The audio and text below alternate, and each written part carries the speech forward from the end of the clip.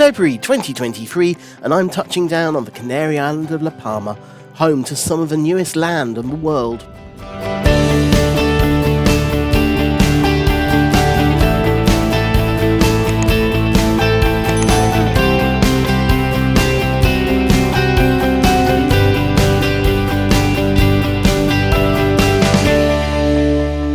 At a little over 3 million years old, La Palma is one of the newest and most geologically active of the Canary Islands.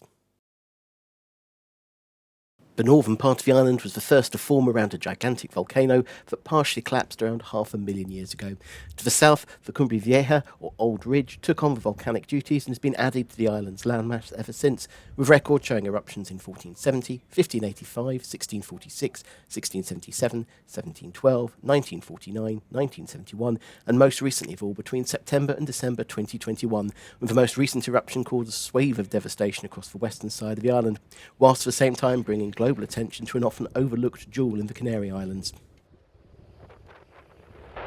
The capital of Santa Cruz de La Palma is located on the eastern coast of the island at the foot of a number of volcanic craters, and its lava history is made even more obvious with its wide black lava sand beach that stretches round a small bay. The Aguaritas were the original inhabitants of La Palma, part of a group of native Canarians across all the islands that collectively referred to as the Guanches. There's evidence that both the Phoenicians and the Greeks knew about the Canary Islands, though the first main contact with European settlers was the arrival of the Genoese in 1312, before being expelled by the Aguaritas uprising around 20 years later. The Spanish first arrived in the Canaries in 1404 and began their conquest of the islands, reaching La Palma in 1405, though it wasn't until the 1490s that the last of the resistance of the Aguaritas was broken through a series of bloody battles and the Spanish took complete control of the island. The islands were an important stopping-off point in the Spanish Empire, and consequently the major settlements and ports were all well defended. Whilst it was closed to renovation when I visited, the Real Castillo de Santa Catalina is a good example of the many fortresses that popped up over the islands.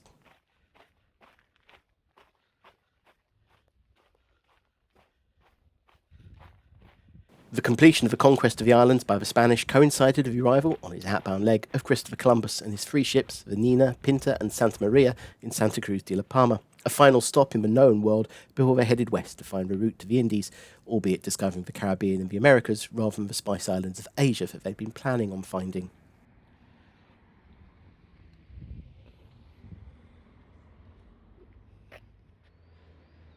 The history of the voyages, the conquest of the islands, and the history of the importance of the ports here, which at one point were the third most important in the Spanish Empire after only Seville and Antwerp, is told in the Museo Naval, housed in a life-size model of the Santa Maria, built in 1975 from concrete.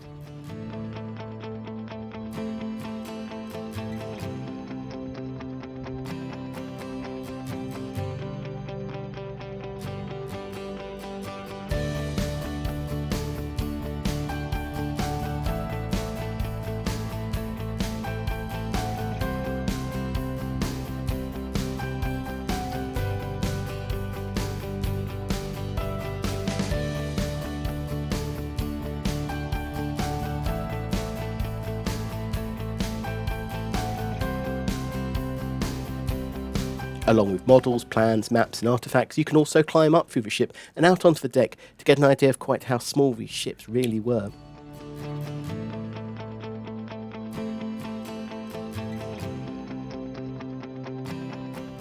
A short distance away, housed in the 16th century former Franciscan convent, is the Museo Insular de La Palma, or the Island Museum.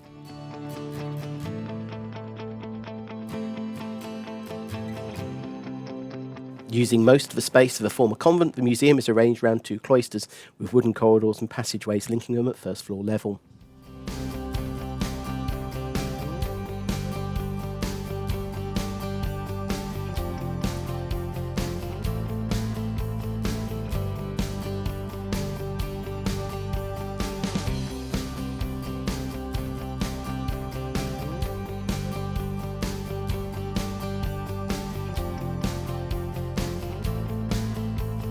A large stone cloister being visible as you enter the museum, and tucked round the corner a smaller tree-filled and wood-pillared cloister that dates back to the original founding of the convent.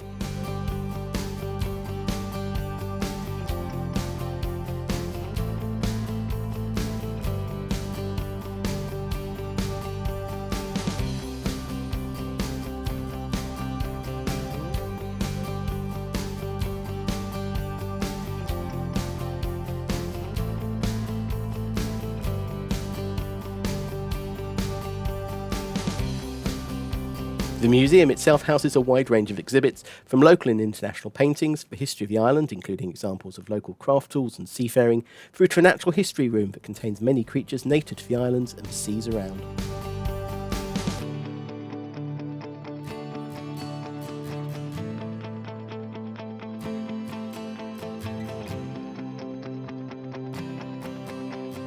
The museum also offers some stunning views up into the mountains and rainforests that rise high above Santa Cruz.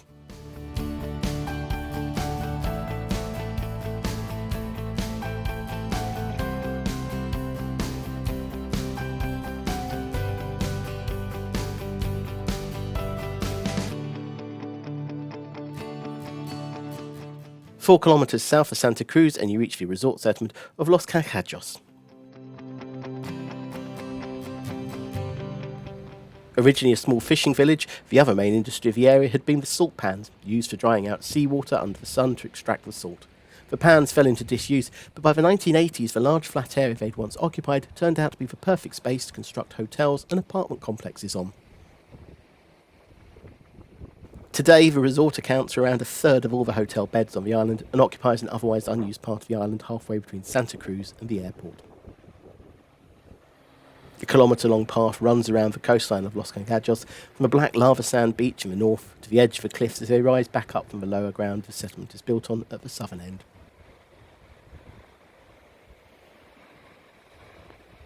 The path allows you to see up close the volcanic rock that the island is built from, looking both solid and delicate at the same time.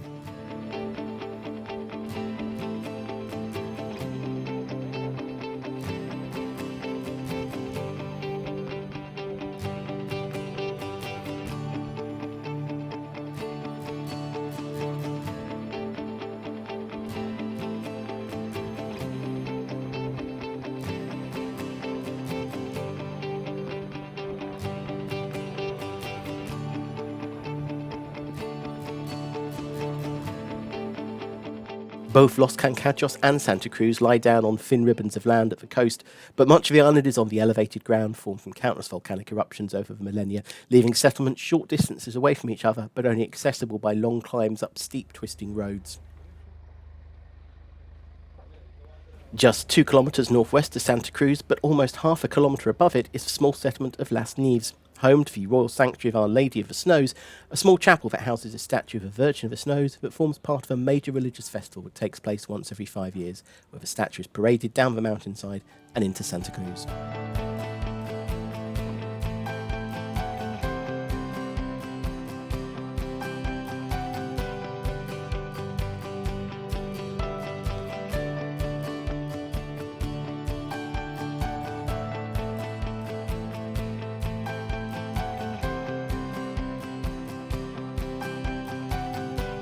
Crossing the island through the rock of the Cumbre Vieja, you reach the western side of the island and the area most recently hit by the volcanic activity on the island. On September the 11th, 2021, an earthquake swarm started under the Cumbre Vieja, with over 22,000 earthquakes reported within the week. 2 days later, a yellow warning for potential volcanic activity was issued, and the first 40 individuals and livestock were evacuated. At 14:13, on the 19th of September, the first fissure broke open and the eruption began, expelling toxic gases, rocks and ash, requiring further evacuations as lava started to flow down the sides of the mountain. Even as late as February 2023, nearly 18 months after the original eruption, sulphurous gases were still being emitted from the crater of the volcano.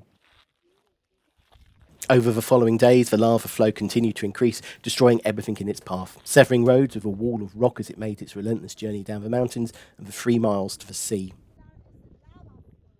Further fissures opened up in the side of the mountain, ejecting more debris and lava further distances, requiring the exclusion zone to be extended out and shutting down the airport on the opposite side of the island. By the end of the eruption, 5 fissures had opened up on the side of the mountain and a large volcanic cone had formed, which partially collapsed in early October, releasing further lava into the flows and creating the sulphur-lined crater visible today.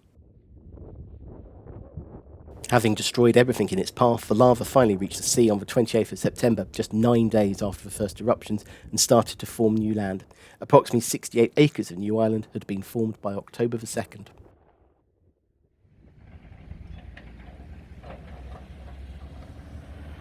The northern edge of the lava flow reached the town of La Laguna on the 14th of October. This flow eventually slowed a few days later, but not before much of the town had been devastated. By February 2023, works were underway to dismantle the remaining buildings that had been swallowed partially by the flow.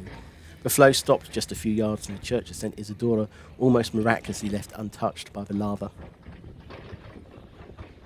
On December 12th, 85 days after the first fissure formed, the volcano broke the local record for the longest continuous eruption that had stood since at least 1585.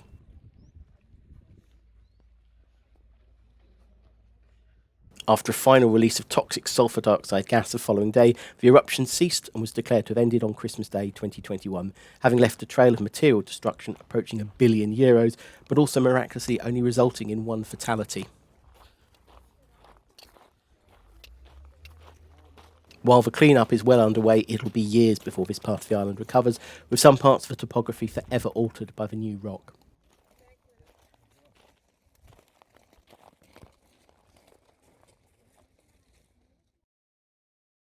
Roll back 500,000 years and another collapsed volcanic crater created one of the most distinctive parts of the island, the Aridane Valley, a thin gorge running from the highest peak at the island down to the sea at Puerto de Tazacorte, and forming a major hindrance for travelling around the island, as you must descend most of the way down to the foot of the canyon before climbing back up to the opposite side.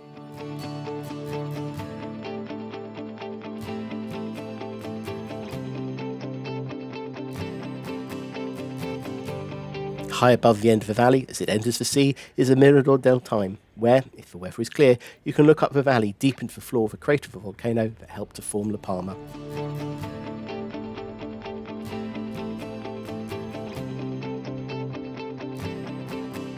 Alternatively, you can peer into the deep and swirling clouds that often form below the Mirador, allowing you to float above them, but with the view obliterated, until you reach the edge of the clouds over the last of the coast and the sight of land created by the 1949 eruption.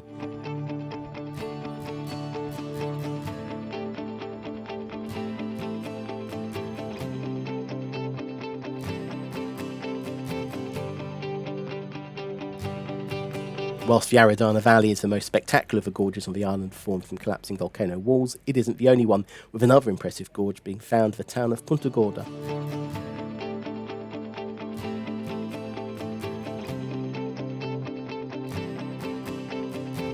The location is also home to a farmers and craft market that every sightseeing tour of the island is obliged to stop off at en route to the highest point of the island.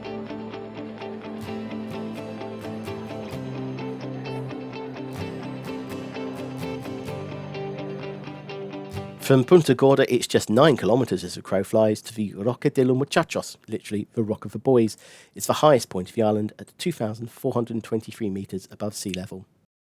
However, given there's a 1.5 kilometre difference in elevation between the two, it takes about an hour to drive 29 kilometres of switchback roads up to the peak, with the final part of the journey being through the Roque de los Muchachos Observatory, one of the most extensive astronomical facilities in the Northern Hemisphere and housing telescopes from many different countries. The site was originally founded in 1985 when the Royal Greenwich Observatory moved their telescopes from the not always clear skies of Hurstmoor Sue in East Sussex to the top of the mountain. With clouds forming below the peak of the mountain, trapping the limited light that comes from this side of the island below them, combined with the low humidity at this altitude, the spot is perfect for being able to take accurate observations all year round in a clear, dry sky. From the initial British telescopes, others have been added from astronomers in Spain, Sweden, Denmark, Germany, Italy, Norway, the Netherlands, Finland, Iceland and the US.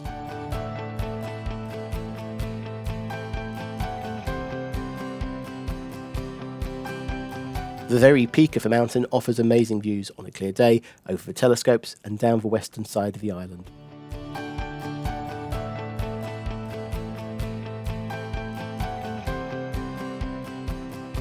The Roque de los Muchachos, or Rock of the Boys, actually refers to a small group of rocks about 3 metres high at the very top of the peak, which is said to resemble a group of boys. The rock forms part of the northern rim of the volcano that helped to build the island, the southwestern portion of which collapsed, forming the Aridane Valley.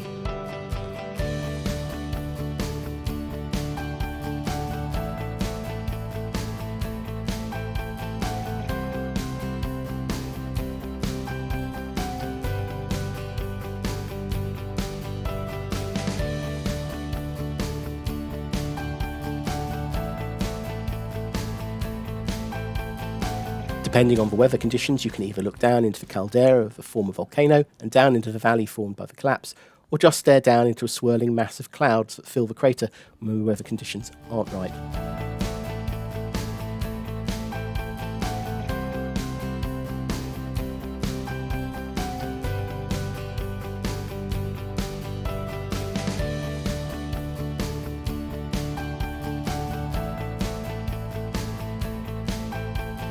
A short drive further around the rim of the volcano and you reach a narrow point, the Mirador de Los Andenes, the northernmost point of the rim. From here, on one side of the road, you can look down into the crater of the volcano, and from the other side of the road, look down the slopes of the mountain it formed all the way to the north coast of La Palma, clouds permitting.